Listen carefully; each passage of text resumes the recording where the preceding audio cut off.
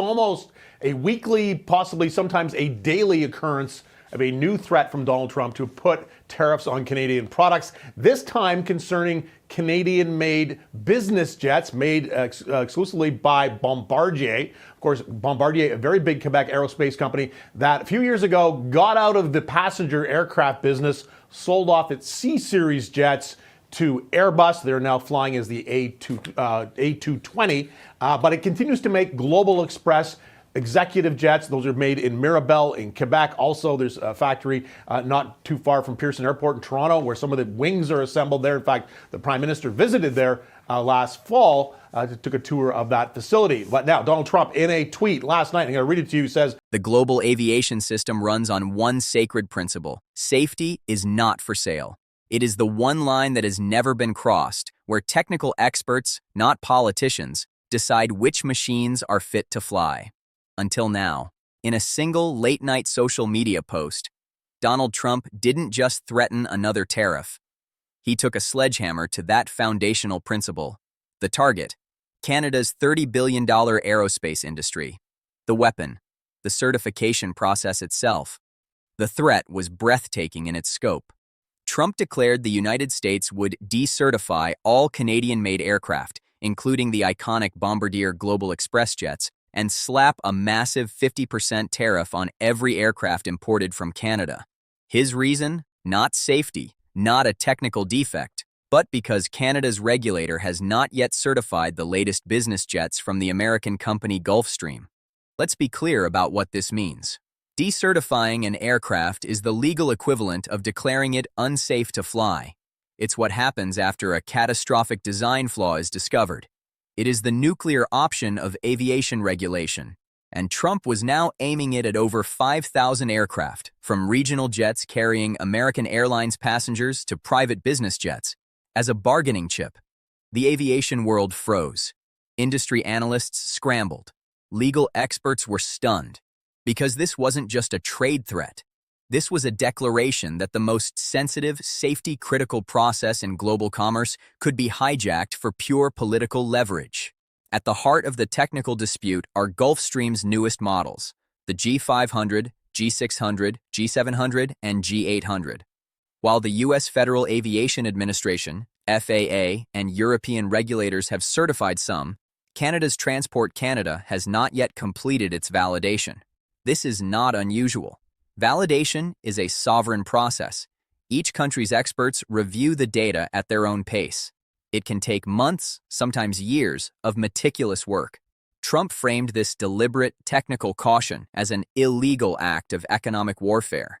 His ultimatum was simple: certify Gulfstream now, or we will ground your planes and tax your industry into oblivion. The immediate, panicked question from airlines, operators, and passengers was, will planes fall from the sky? Within hours, a White House official rushed to clarify, existing Canadian aircraft in the U.S. would not be grounded. The FAA reportedly gave similar assurances behind closed doors. The immediate crisis was walked back from the cliff edge. But the damage was irrevocable. The threat alone had done its job. It injected a virus of political uncertainty into a system that operates on absolute technical certainty. It showed that the certification stamp, the very thing that tells pilots, airlines, and insurers an aircraft is safe, could be turned into a political toy. Richard Abulafia, a top aerospace analyst, summed up the collective dread. Mixing safety issues with politics and grievances is an incredibly bad idea. Bombardier, the Canadian aerospace champion, responded with careful corporate language, hoping for a quick resolution, but the numbers tell a more dramatic story. Over 150 Bombardier Global Express jets operate in the U.S., owned by 115 different companies.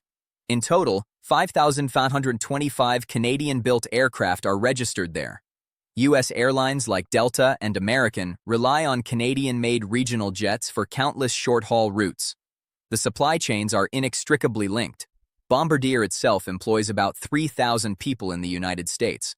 This threat wasn't just aimed at Canada. It was a grenade tossed into a shared economic space, guaranteed to cause collateral damage on both sides of the border. Yet the most alarming question hung in the air, unanswered, and now terrifyingly relevant. Does he even have the legal authority to do this? The answer, according to aviation law experts, is almost certainly no. The FAA's power to certify or decertify is bound by law to safety considerations. It cannot be wielded by the president as a cudgel in a trade dispute. To do so would violate international aviation treaties and U.S. statute. But here is where the old rules no longer apply. Trump's pattern is not to be constrained by legal precedent, but to create chaos first and force the system to adapt to his new reality later. The threat itself is the point. It freezes investment, terrifies boardrooms, and forces a target nation to scramble. So, we are left with the incident, a norm-shattering threat against the pillars of global aviation safety. But to see this as just about airplanes is to miss the entire game. This didn't start with Gulfstream. It didn't even start with trade. This crisis was ignited weeks earlier on a stage in the Swiss Alps with a speech that changed everything. To understand why the President of the United States is willing to risk the global aviation system, you have to go back to the moment Mark Carney stood up in Davos and drew a line in the sand. To understand why a technical aviation dispute exploded into a geopolitical crisis, you need to rewind the tape to a ski resort in Switzerland. The catalyst wasn't a tariff or a tweet, it was a speech. 3 weeks ago, at the World Economic Forum in Davos, Prime Minister Mark Carney stepped onto the global stage and delivered a warning that resonated far beyond the conference hall. He declared the US-led rules-based global order was over. He urged countries, especially middle powers like Canada, to diversify trade, build new alliances, and prepare for a world where economic power could be used as a political weapon. He never mentioned Donald Trump by name. He didn't need to. In Washington, the message was received, loud and clear, as a direct challenge. It was Canada publicly stating it would no longer operate under America's shadow, that it was seeking independence from its dominant trading partner. For an administration that demands loyalty and frames relationships in transactional, zero-sum terms, this was not diplomacy, it was defiance. Trump's response was swift and followed a now familiar pattern of escalation. First came the personal snub, a very public disinvitation of Carney from a symbolic Board of Peace initiative, a move designed to humiliate and signal falling out of favor. Then came the broad economic threat, a post threatening 100% tariffs on all Canadian goods, accusing Canada of becoming a backdoor for Chinese products and betraying American economic security. The aviation threat is simply the third and most dangerous escalation in this sequence. It's not an isolated tantrum. It's a deliberate, calculated move in a broader pressure campaign. This is the TACO strategy in action. Trump always chickens out. The pattern is maximalist threat, dominate headlines, create paralyzing uncertainty, then eventually retreat to a more reasonable position, claiming victory. But with this aviation move, he has weaponized something new and profoundly dangerous. He is testing whether technical, safety-based systems can be collapsed into political leverage. Look at the timeline. Davos speech, challenge. Peace board snub, personal punishment. 100% tariff threat, broad economic coercion. Aviation certification threat, sector-specific annihilation. Each escalation is more targeted, more damaging, and crosses another previously sacred boundary. The goal is not actually to ground 5,000 planes. That would cause an economic and logistical catastrophe in the United States. The goal is to make Canada believe he might. It's to force Ottawa's hand on a dozen other fronts, to drop objections on dairy, to soften digital media laws, to fall in line by demonstrating that no Canadian industry is safe. This is why the aviation threat is so sinister. It proves that for this administration, no domain is apolitical, not safety, not long-standing technical partnerships, not even systems that keep passengers alive at 40,000 feet. If this line can be crossed, then every rule, every treaty, every professional norm between the two countries is now negotiable under threat. The Gulfstream issue is merely the pretext. The certification process is complex, and Transport Canada's pace, while perhaps frustrating to the company, is not abnormal or malicious. But by framing it as an illegal act, Trump creates a righteous grievance. He turns a bureaucratic timeline into an act of war, justifying a disproportionate retaliation. This is a classic feature of hybrid conflict. Use a minor, complex issue to justify a major, destabilizing action. And let's be clear on the potential for blowback. The global certification system is a house of cards built on mutual trust. The FAA certifies U.S. planes. Europe's EASA certifies European planes. Each nation then validates the other's work.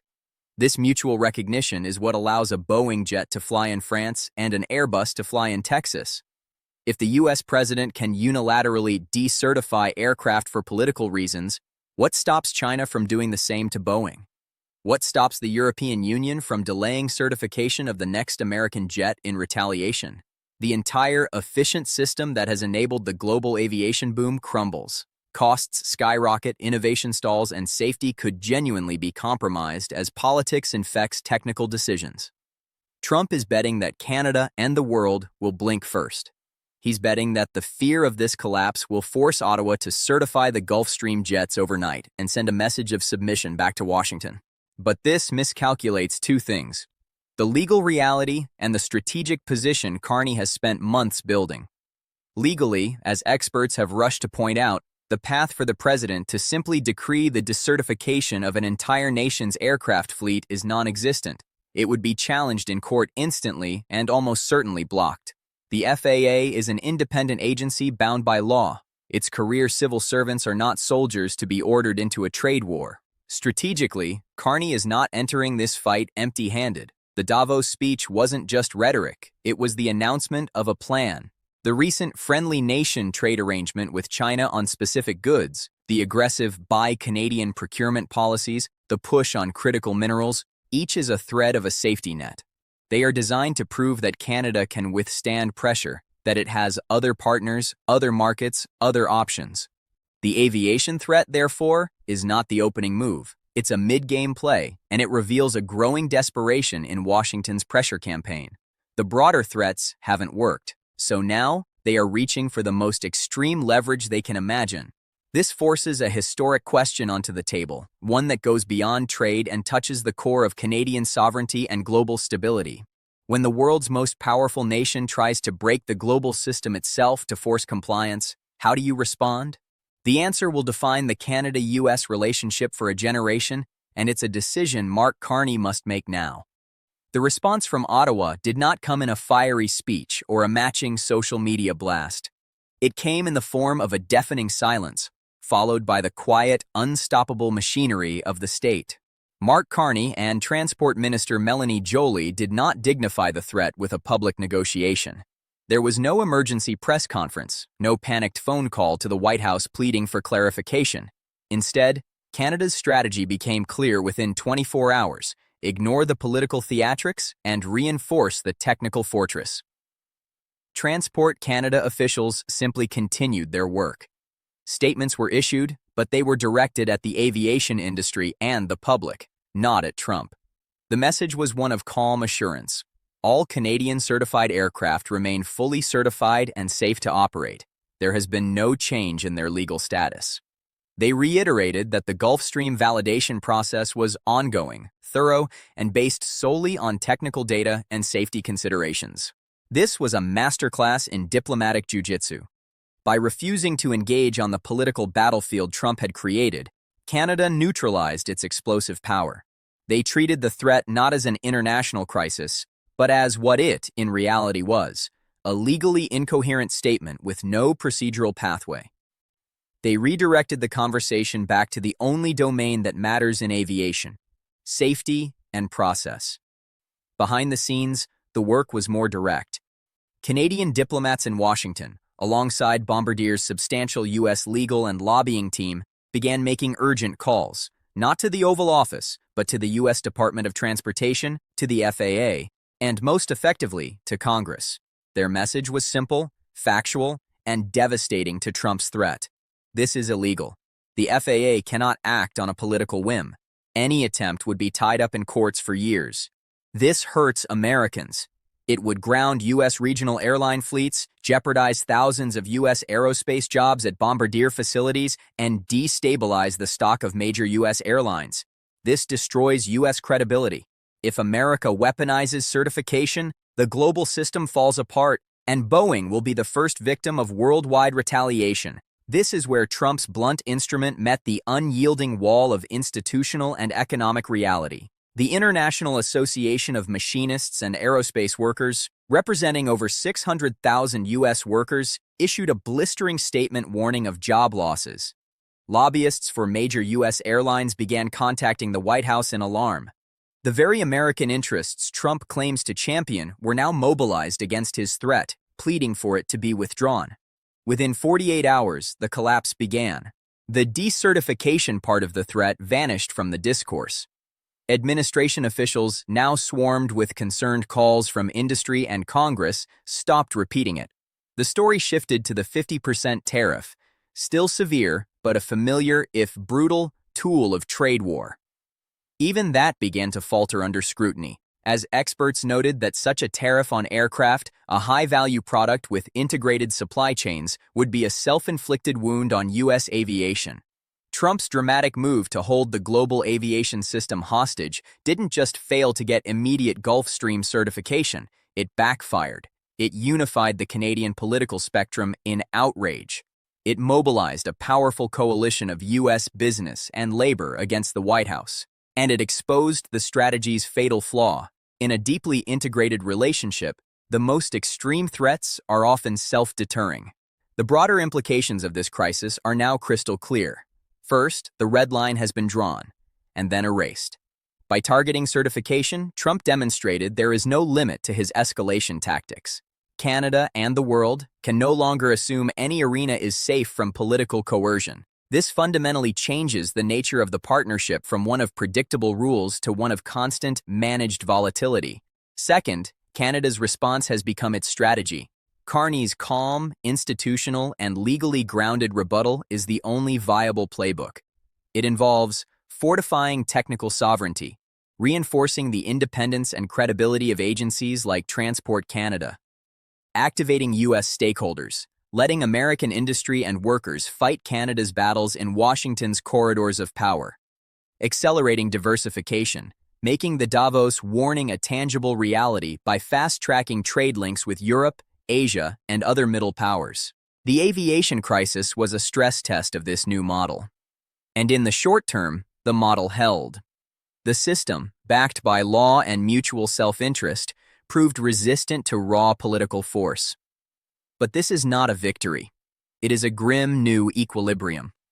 The threat may have collapsed under its own weight this time, but the precedent is set.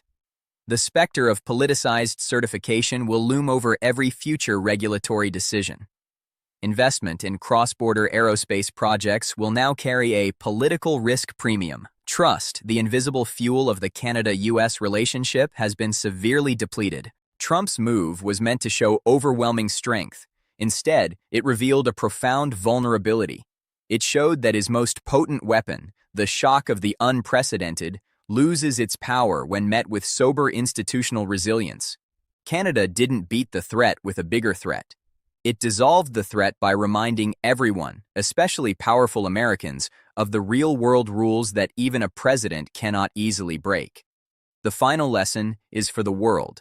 In an age where economic might is increasingly wielded as a blunt instrument, defense lies not in matching the chaos, but in being the anchor of stability.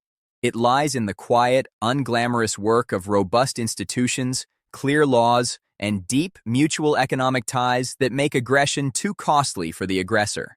The crisis over Gulfstream certification will likely fade, negotiated into a technical timeline.